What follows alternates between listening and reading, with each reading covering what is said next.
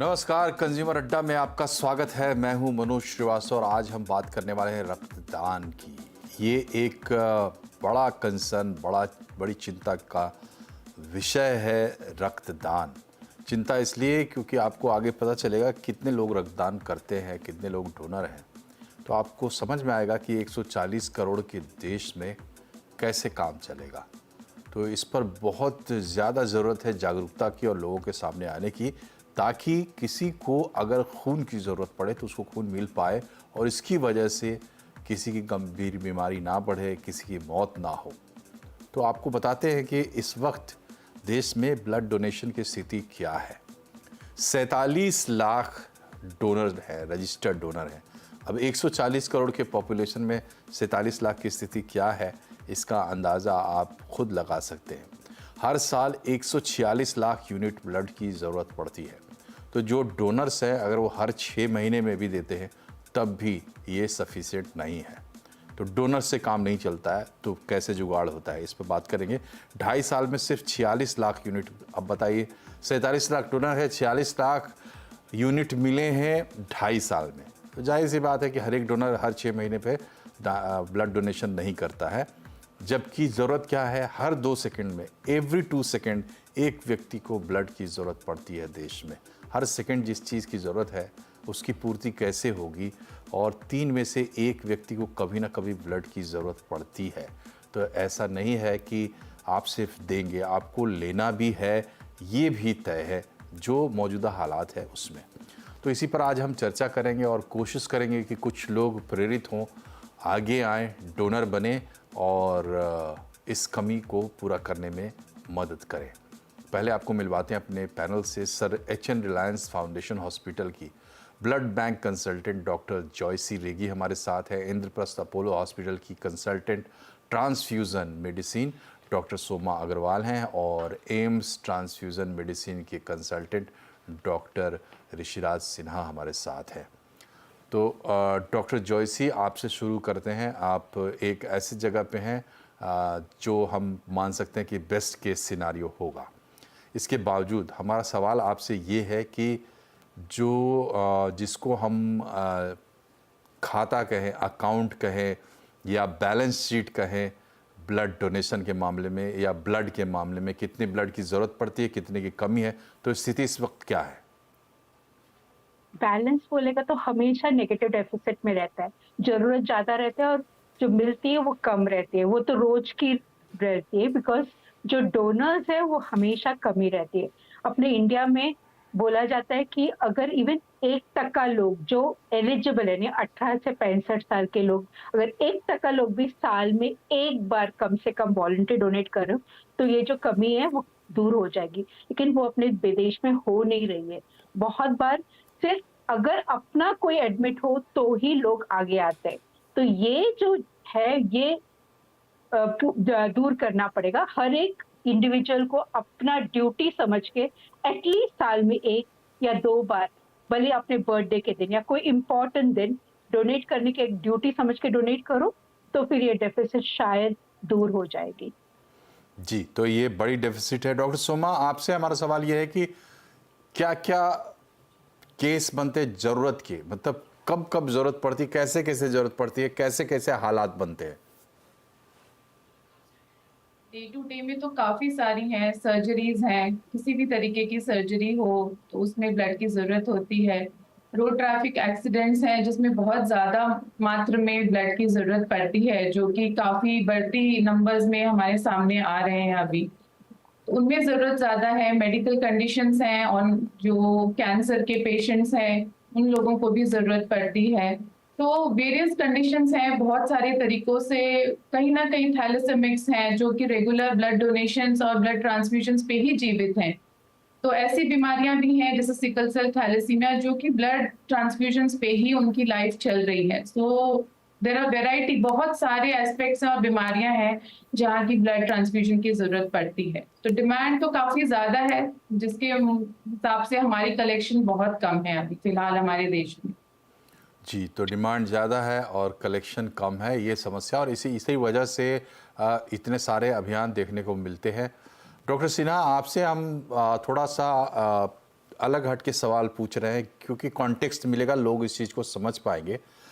जब ब्लड की बात आती है तो फिर उसमें कई तरह की इस तरीके की खबरें भी आती है कि बहुत महंगा ब्लड बिक रहा है, सौदेबाजी हो रही है। कुछ लोग ऐसे भी पाए जाते हैं जो बार बार ब्लड देते हैं, नहीं देना चाहिए इसके बावजूद बिल्कुल कम इंटरवल में देते हैं।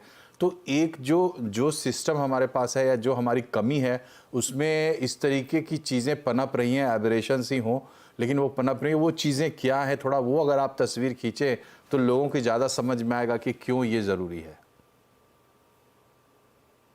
Okay, sir. A very good evening. Thank you for inviting here on the show. Sir देखिए, जो ब्लड एक ऐसा चीज रहता है जो कहीं मिलता, मतलब जिसका कोई फैक्ट्री नहीं है। वो आपको वाया ह्यूमन बीइंग ही मिलेगा, इंसान से ही इंसान को मदद करेगा ब्लड देके। ठीक है। अब सर इसमें बहुत बार ऐसा फैक्टर्स आते हैं जहाँ पे जस्ट रिसेंटली किसी ने डोनेट किया है, और बहुत सारे, जैसे कि मैम ने बताया, बहुत सारे ऐसे बीमारियां होते हैं जिसमें जो पेशेंट जो है ब्लड डिपेंडेंट रहता है, उसको ब्लड चाहिए ही चाहिए जीने के लिए।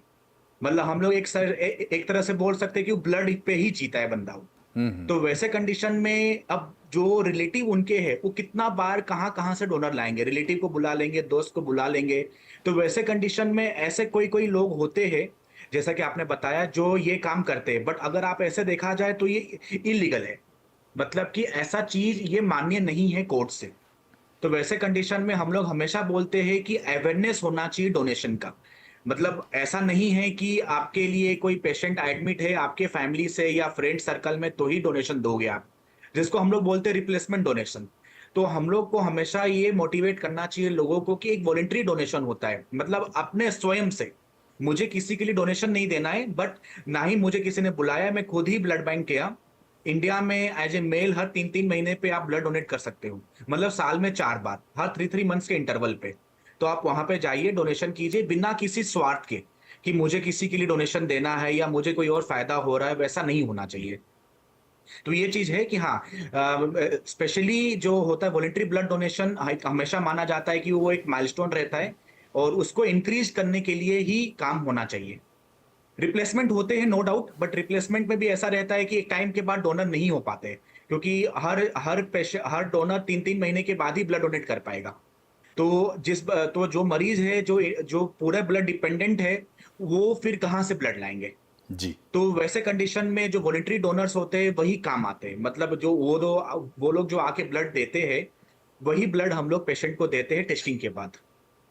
ठीक है डॉक्टर सिन्हा, इसमें एक बात और मैं जोड़ना चाहता हूँ कि देखिए, ये एक जनरल प्रॉब्लम है हमारे समाज में ना, विश्वास की थोड़ी कमी है।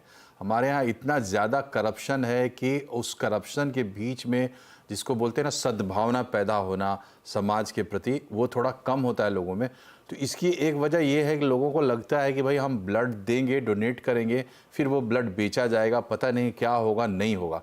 तो डॉक्टर सिन्हा, आप एक बार समझाएं कि कोई आदमी ब्लड डोनेशन करता है तो जो सामान्य प्रक्रिया है उसमें वो ब्लड कहाँ जाता है, कैसे रखा जाता है, उसको मेंटेन करना पड़ता है, क्या उसमें खर्च आता है, जिसको वो ब्लड दिया जाता है उससे फिर क्या पैसा लिया जाता है, उसमें क्या उचित क्या अनुचित है।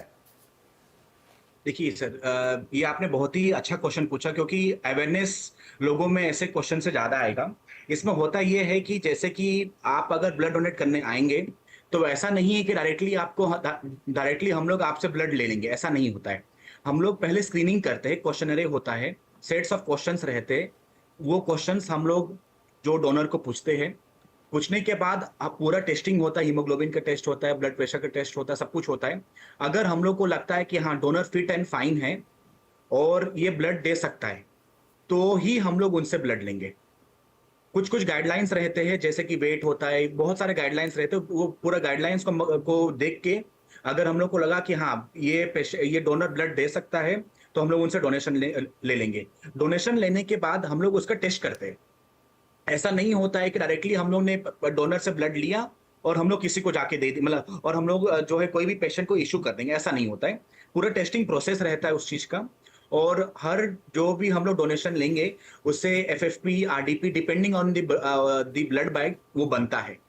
तो वैसे कंडीशन में हम लोग उसका पूरा कंपोनेंट सेपरेशन उसको बोलते हैं, वो कंपोनेंट सेपरेट करेंगे, एफएफपीए सेपरेट करेंगे, आरडीपी सेपरेट करेंगे, सबका टेस्ट लगता है। सैंपल हम लोग टेस्टिंग जब हम लोग डोनेशन ले रहे होते हैं तब भी हम लोग सैंपल ले लेते थे उसका, वो सैंपल का ही टेस्टिंग लगाते हैं, 4-5 टेस्ट लगाते हैं हर सैंपल का, ये कंपलसरी है। कोर्ट ये हम लोग का जो एक्ट रहता है वही बोलता है कि हर सैंपल का टेस्टिंग होना चाहिए। और सैंपल अगर नॉन रिएक्टिव है, मतलब कि पेशेंट जो डोनर आया डोनेट करने के लिए उसको कोई भी टाइप का बीमारी वो 5 में से नहीं है, तो ही वो ब्लड रेडी होता है फॉर इशू। और इशू में भी रिक्वेशन फॉर्म आता है, हम लोग अपने मन के मुताबिक किसी को नहीं देंगे। डॉक्टर्स अपने अपने डिपार्टमेंट से, अपने अपने वार्ड से रिक्वेशन फॉर्म भेजते हैं और वो फॉर्म को देख के हम लोग को जो लगता है उसी के अकॉर्डिंग हम लोग फिर ब्लड देंगे पेशेंट को। और जहां तक बात है चार्जेस का, तो इसका चार्जेस हम लोग का गाइडलाइंस रहता है, ऑर्डर होता है, उसके अकॉर्डिंग चार्जेस लेते हैं, कहीं से भी ज्यादा कम चार्जेस नहीं लिया जाता है। स्पेशली गवर्नमेंट हॉस्पिटल में तो कभी लिया नहीं जाता है, क्योंकि बहुत सारे जगह तो फ्री में देते हैं, क्योंकि पहले से ही उनका अलायंस रहता है। बहुत सारे जगह पे कुछ चार्ज लेते हैं, ठीक है, बट वो चार्जेस भी गवर्नमेंट फिक्स रहता है, ऐसा नहीं अब हम लोग अपने मन के मुताबिक या किसी के बोलने पे चार्ज नहीं लेते हैं। वो स्पेसिफिक चार्ज रहता है ब्लड डोनेशन, ब्लड का, ब्लड प्रोडक्ट्स का, उसके अकॉर्डिंग लेते हैं। तो ये जी पूरा प्रोसेस रहता है, starting from the screening area से लेकर आपका डोनेशन एरिया, फिर आपका जो है टीटीआई टेस्टिंग जिसको बोलते हैं वो होता है, फिर कंपोनेंट्स जी सेपरेट होता है, फिर इशू होता है। जी। तो ये है प्रोसेस, आपने सुन लिया, जो लोग इसको डील करते हैं उनके मुंह से। ये लोगों के दिमाग में जो चीज़ें हैं उनको साफ करने के लिए और उनको प्रेरित करने के लिए, ताकि वो निकले आगे आए। डॉक्टर जॉयसी, डॉक्टर सिन्हा ने जो बात कही उसमें बीच में वो रनिंग में उन्होंने बात कही कि हम देखते हैं, मॉनिटर करते हैं, फॉर्म भरवाते हैं, तब लेते हैं ब्लड। ऐसा नहीं कि कोई भी आया तो उससे ब्लड ले लेते हैं। तो डॉक्टर जॉयसी ये बताइए कि किनका ब्लड ले सकते हैं, किनका नहीं ले सकते। बेसिकली 18 साल की उम्र से 65 साल तक लोग डोनेट कर सकते हैं। 60 से 65 साल जो पहले बार डोनेट करेंगे उनको परमिटेड नहीं है। जो रेगुलर डोनर्स है वो 60 से 65 साल तक के बाद, 60 साल के बाद भी डोनेट कर सकते हैं। किसी जिनका हीमोग्लोबिन 12.5 के ऊपर और कम से कम वजन उनका 45 किलो, ये बेसिक रहती है। उसके बाद उनकी हिस्ट्री लिया जाता है कि रिसेंटली उनको कोई मेजर बीमारी हो या कोई सर्जरी हो या वैक्सीनेशन हो, ये पूरा एक हिस्ट्री लिया जाता है। अगर कोई मेजर बीमारी नहीं हो या उनको कोई दवाई चालू नहीं हो जो एक्सेप्टेबल नहीं है डोनेशन के लिए, तो फिर अगर कुछ सब फिट हो तो ही आदमी डोनेट। तो बेसिकली कोई भी 18 से 65 साल, 12.5 के ऊपर हीमोग्लोबिन, 45 किलो के ऊपर डोनेशन के लिए आगे आ सकते हैं। फिर उनका फिटनेस ब्लड बैंक या जहाँ पे है वो डॉक्टर डिसाइड करते हैं, क्योंकि बीमारी अगर कुछ भी अनफिट हो, कोई दवाई चालू है, तो उनको फिर अनफिट डिक्लेयर करके शायद नहीं लेंगे। अगर फिटनेस क्रॉस किया तो उन लोग एलिजिबल रहते हैं डोनेशन के लिए। और जैसे आप कह रही हैं कि फिटनेस चेक करते हैं, इसमें एक बड़ा पॉइंट आता है लोगों के मन में है अल्कोहल और स्मोकिंग को लेकर। तो अल्कोहल और स्मोकिंग का क्या कनेक्शन है ब्लड डोनेशन को लेकर? बेसिकली अल्कोहल का जो गाइडलाइंस बोलते हैं कि आप पेशेंट जब हिस्ट्री देते हैं, उनका एक हिस्ट्री है, वो सेंसस में होना चाहिए, मीन्स पूरा अल्कोहल इंटॉक्सिकेशन के बाद नहीं आना चाहिए। सो कम से कम एक 12 to 24 आवर्स गैप रख के वो अल्कोहल नहीं, बेसिकली वो रहता है कि पेशेंट इंटॉक्सिकेटेड नहीं रहना चाहिए अल्कोहल पूरा लेके। और chronic alcohol means regular alcohol उनके अगर वो है तो वैसे अवॉइड करते हैं। स्मोकिंग बेसिकली डोनेशन के बाद कम से कम 1 या 2 घंटा स्मोक नहीं करना चाहिए, बिकॉज डोनर को एडवर्स रिएक्शन हो जाती है, डोनर को फेंटिंग एपिसोड हो जाती है। तो इसके लिए बेसिकली स्मोकिंग डोनेशन के बाद 1 से 2 घंटा नहीं स्मोक करना चाहिए। तो कोई भी टोबैको, भले स्मोकिंग नो, पान, गुटखा, जो भी है टोबैको बेस्ड कुछ भी लेना नहीं चाहिए। और अदर जो इंटॉक्सिकेंट्स होते हैं, नशे की चीज़ें होती है, ड्रग्स होते हैं या दूसरी चीज़ें होती हैं? बेसिकली आईवी ड्रग यूजर्स जो इंट्रावीनस, तो उनके हाथ देके, अगर वो बताए नहीं तो भी उनके हाथ देके अगर मल्टीपल प्रिक्स वगैरह दिखते हैं तो वो डोनर्स को अवॉइड किया जाता है, बिकॉज उनमें वो इन्फेक्शन की चांसेस बहुत हाई रहते हैं। तो वैसे डोनर्स एलिजिबल नहीं रहते डोनेशन के लिए। ठीक है। डॉक्टर सोमा, आपसे एक बहुत ही इम्पॉर्टेंट सवाल है। आमतौर पर ये कहा जाता है कि ब्लड डोनेशन के अपने फ़ायदे होते हैं और ब्लड डोनेशन अगर आप करते हैं तो आपके हेल्थ के लिए बेनिफिशियल है। ये एक ऊपरी तौर पर कहने वाली बात है। हम चाहते हैं कि आप थोड़ा डिटेल में इसको समझाएं कि अगर ब्लड डोनेशन से हमें फ़ायदा होता है तो कैसे होता है, हमारे बॉडी की वो क्या प्रोसेस है जो बेनिफिट होती है ब्लड डोनेशन करने से। जी, आपने बहुत सही कहा है ये कि जब ब्लड डोनेट करते हैं तो ये डोनर के लिए भी फायदेमंद है। सबसे पहले तो हेल्थ एस्पेक्ट ना देखते हुए मैं कहूँगी कि जो सेंस ऑफ गिविंग है, जो एक फीलिंग आती है किसी को रक्तदान करने के बाद, उसका कोई तुलना नहीं किया जा सकता है। तो दैट इज़ बहुत ही ज़्यादा खुशी भी होती है। आप एक ब्लड डोनेशन से 3 लोगों की जान भी बचा रहे हैं। और उसके साथ-साथ जब कोई फ़िटनेस, जैसे मैम ने बताया और सर ने बताया कि जब भी कोई डोनर आता है ब्लड बैंक में तो उसकी फ़िटनेस पहले चेक करी जाती है। उसके कई सारे पैरामीटर्स जैसे हीमोग्लोबिन है, ब्लड ग्रुप लेवल है, उसकी ब्लड प्रेशर कितनी है, उसकी पल्स रेट कितनी है। तो काफ़ी बेसिक हेल्थ चेक, एक मिनी हेल्थ चेक उसका किया जाता है उस डोनर का, और एक डिटेल्ड हिस्ट्री लेते हैं कि कोई बीमारी है, कोई दिक्कत है। तो उन चीज़ों से भी काफ़ी बार ऐसे होते हैं, कई ऐसी चीज़ें सामने आती हैं डोनर्स को जो उनके ध्यान में कई बार रजिस्टर्ड नहीं होती, ऑल्दो उनको वो चीज़ें, कोई दिक्कत चल रही होती है काफ़ी समय से, बट उन्होंने कई बार ध्यान नहीं दिया होता है। तो जब ऐसी चीज़ें सामने आती हैं तो उनको काउंसल भी किया जाता है, एडवाइस भी किया जाता है कि फर्दर जाकर वो किससे जाँच करा सकते हैं या किसको कंसल्ट कर सकते हैं। तो एक तरीके से उनको एक उनकी हेल्थ चेक हो जाती है जिससे उनको फ़ायदा होता है। और जब ब्लड डोनेशन कोई करते हैं तो ऑब्वियसली जब 450 ml ऑफ ब्लड किसी के भी शरीर से निकलता है तो बॉडी के अंदर एक प्रोसेस है जिसके थ्रू जो बोन मैरो है उसमें नए सेल्स बनते हैं, जो हमारे रेड ब्लड सेल्स है, प्लेटलेट्स है, व्हाइट सेल्स हैं। ये दोबारा से बनते हैं और 3 महीने के अंदर उनकी बॉडी में वो रिप्लेनिश होते हैं। तो ब्लड की सर्कुलेशन और नए सेल्स बनने की जो प्रक्रिया है वो चालू रहती है। तो हार्ट पेशेंट्स तो जैसे हम नहीं लेते हैं, बट जो रेगुलर ब्लड डोनेट करते हैं उनकी हार्ट भी कई बार अकस्टम्ड होती है टू लॉस ऑफ जो 450 ml ऑफ ब्लड के लिए, तो कई बार it is good for the heart also. तो इन ऑल सब तरीके से अगर देखा जाए तो जब भी कोई डोनर आए तो उसकी ओवरऑल फिटनेस जो हम चेक करते हैं उनसे, उस चीज से उनको काफी फायदा होता है। जी, तो जो भी आपके मन में धारणा चल रही हो, चाहे सिस्टम को लेके थोड़ा लोगों के मन में एक रिसेंटमेंट रहता है, भाई क्या होगा, क्या नहीं होगा, कहाँ जाएगा वगैरह वगैरह, तमाम चीज़ों को दरकिनार करके अगर आप सोचना चाहते हैं तो ये सोचिए कि कितनी कमी है। दूसरी बात ये है कि एक प्रोसेस है, वहाँ पर उस प्रोसेस से अगर आप इसमें कंट्रीब्यूट करते हैं तो आपको फ़ायदा ही फ़ायदा है, ये डॉक्टर साहब ने आपको बताया। और सबसे बड़ा फ़ायदा ये है सेंस ऑफ गिविंग, जो कि आपके लाइफ में इतना बड़ा सेटिस्फैक्शन ला सकता है, लाता है, जिसका अभी आपको एहसास नहीं है क्योंकि आपने वो काम किया नहीं है। एक बार आप करेंगे तो आपको पता चलेगा कि किस देने का आपके अपने जीवन पर कितना पॉजिटिव असर पड़ता है। यहाँ एक छोटे से ब्रेक के लिए हम रुकते हैं, ब्रेक के बाद लौटेंगे तो ये समझेंगे कि सुरक्षित तरीके से देना क्या होता है, कहाँ देना है, कैसे देना है, और जो ब्लड हम दे रहे हैं वो कैसे रखा जा रहा है, कितनी सुरक्षा में रखा जा रहा है, कब तक टिक रहा है, वगैरह वगैरह। एक छोटे से ब्रेक के बाद बने रहिए हमारे साथ।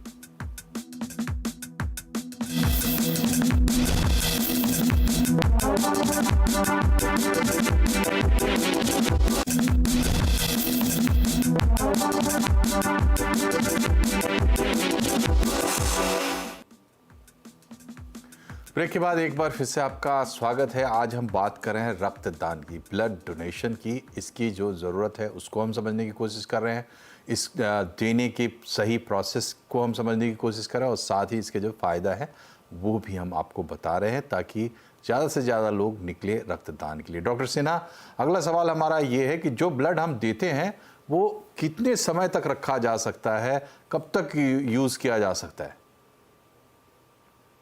सर, जो हम लोग ब्लड लेंगे पेशेंट जो डोनर से, उसके बाद उसका एक फिक्स टेम्परेचर रहता है और फिक्स डेज रहता है, तब तक ही वो ब्लड रख सकते हैं।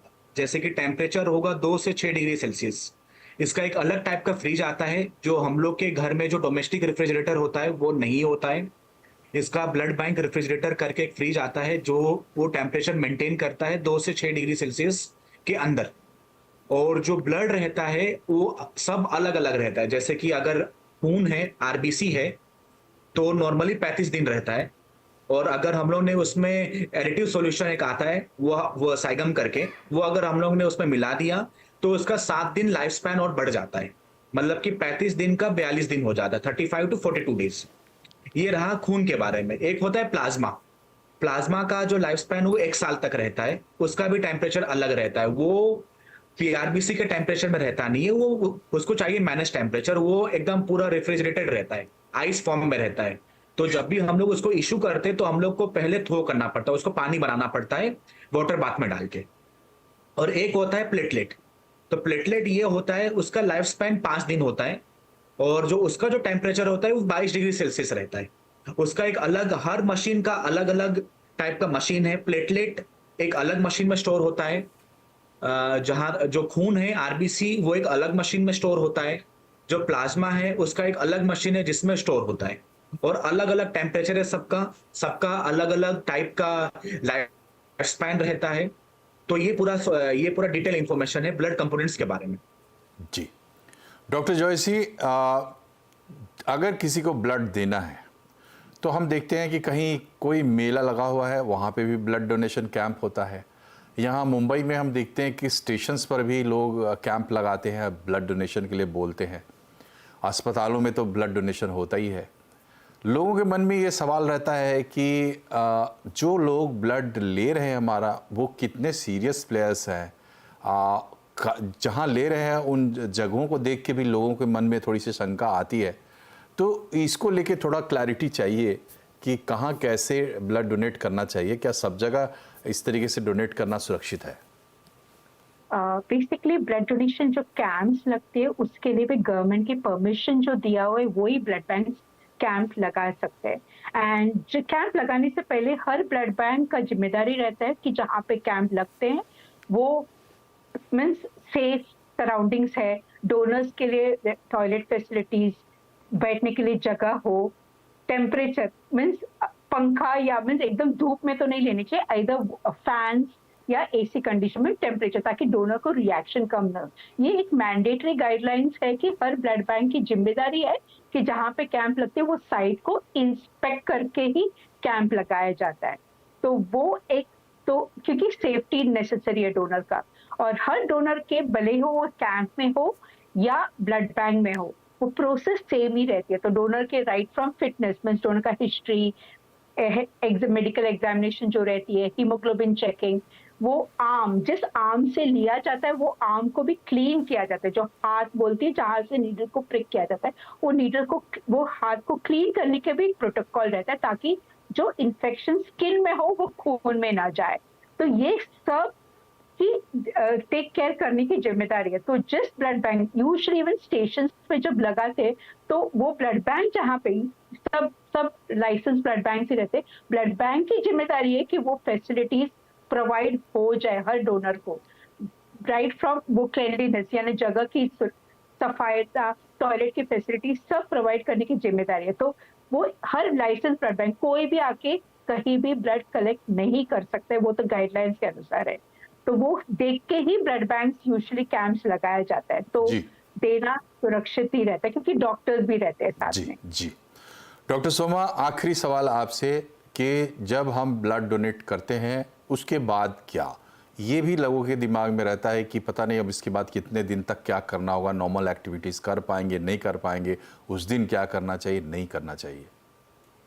बिल्कुल, ये बहुत ज़रूरी सवाल आपने पूछा है जो काफ़ी लोगों के बीच में जागरूकता कम है। तो जब कोई भी इंसान ब्लड डोनेट करता है तो सबसे पहली बात तो ब्लड बैंक ही ब्लड सेंटर के अंदर उस डोनर को 10 से 15 मिनट के लिए बिठाया जाता है, जहाँ पे उसको मॉनिटर किया जाता है कि उसकी सेहत ठीक है, उनको कोई दिक्कत नहीं हो रही है। उनको एक रिफ्रेशमेंट भी दिया जाता है और उनको मॉनिटर किया जाता है। इनको हम एडवाइस करते हैं कि जैसे मैम ने भी बताया, स्मोकिंग कम से कम 2 घंटे के लिए हम अवॉइड करने कहते हैं। Driving at least half an hour to 1 hour तक हम मना करते हैं कि ड्राइव ना करें। खूब सारा पानी और फ्लूइड्स इनटेक बहुत ज़रूरी है क्योंकि जो भी वॉल्यूम हमारे शरीर से बाहर निकला है उसको रिप्लेनिश करने के लिए हमें फ्लूइड्स की ज़रूरत होती है। तो ज़्यादा से ज़्यादा मात्रा में हमें फ्लूइड्स लेना चाहिए, पानी हो, जूस हो, खाना भरपेट खाना चाहिए। कई लोग सोचते हैं कि हमें खाना नहीं खाना या पानी नहीं पीना, आप नॉर्मल एक्टिविटीज सब कुछ कर सकते हैं। कोई भी डोनर डोनेट करने के बाद सारे नॉर्मल एक्टिविटीज कर सकते हैं। बट अगर कोई बहुत ज्यादा एक्सरसाइज करनी है, किसी को कोई स्ट्रेनस एक्सरसाइज करनी है जिसमें बहुत ज्यादा पसीना है, बहुत ज्यादा मेहनत का काम है, तो उन लोगों को हम 24 घंटे के लिए वेट करने के लिए कहते हैं, जिसके बाद वो अपनी बाकी सारी एक्टिविटीज कर सकते हैं। चलिए, तो ये थी पूरी दास्तान ब्लड डोनेशन की, समझने के लिए, जानने के लिए, क्योंकि जब आप कोई डिसीज़न लेते हैं तो इन्फॉर्म्ड डिसीज़न लेना चाहिए। इसलिए आपको हमने कोशिश की कि पूरी इन्फॉर्मेशन आप तक पहुँचे। अब आपको डिसीज़न लेना है और इस डिसीज़न को लेने का सबसे बड़ा जो मोटिवेशन है आपके सामने, वो ये है कि इंसान होने के नाते आपके भीतर एक अर्ज होती है दूसरों लोगों के लिए कुछ करने की, समाज के लिए कह लीजिए या इंसानों के लिए कह लीजिए। उस अर्ज को पूरा करने का एक बहुत ही खूबसूरत और बेहतरीन तरीका है ब्लड डोनेशन। बहुत ज़्यादा ज़रूरत है हमारे देश को इस वक्त भी और हमेशा, तो इसलिए ब्लड डोनेशन के लिए आगे आइए। आप तीनों डॉक्टर्स का बहुत बहुत शुक्रिया आज के दिन हमारे साथ जुड़ने के लिए। कार्यक्रम में फ़िलहाल इतना ही। रक्तदान ज़रूर करिए। नमस्कार।